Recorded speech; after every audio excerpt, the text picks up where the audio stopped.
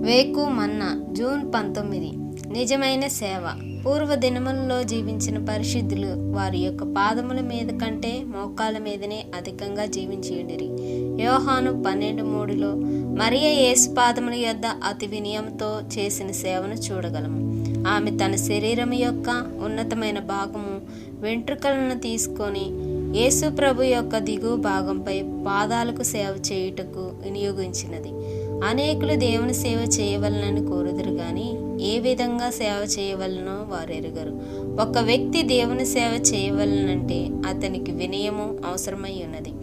యేసు చాలా తగ్గింపు గలవారు. దీనత్వం గలవారే దీనుడైన యేసుకు సేవ చేయగలరు. మరియు మిక్కిలి విలువ కలిగిన అత్తరు బుడ్డిని తీసుకొని వచ్చి దానిని పగలగొట్టి ఆ అత్తరు యేసు పాదములపై పోసెను. మనలో ఎవరైనానూ చేయగల నిజమైన సేవ ఇదే. మన శరీరమును, హృదయమును, జీవితమును అత్తరు బుడ్డికి పోల్చవచ్చును. మనము వాటిని యేసు పాదముల యొద్ద పెట్టవలెను. నీ యొక్క అత్తరు బుడ్డిని విలువైన అత్తరుతో నిండి ఉండవలెను. మన హృదయము దేవుని ప్రేమతో నిండి ఉండవలెను. మన ప్రేమ పరిమళముతో నిండి ఉండవలెను. మరియు ఆ అత్తరు ఏ మనుషునికి ఇవ్వలేదు. దానిని అమ్ముటకు కూడా ఆమె ఇష్టపడకుండెను. ఆమె దానిని అంతటిని యేసు కొరకు పోయవలనని కోరెను. ఈ దినమున నీవు ఒక మరియ వలె ఉండెదవా?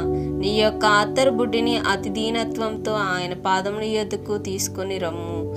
నీ యొక్క జీవితమును, నీ యొక్క ప్రేమను, నీ సమస్తమును ఆయనకు సమర్పించుము. నిత్యుడగు దేవా, శ్రేష్టమగునున్న దంతియు నీకే సమర్పించెదను. నీవు నన్ను ఆదుకొనుము, నీతో నిలుపుము సియోనులో దేవా.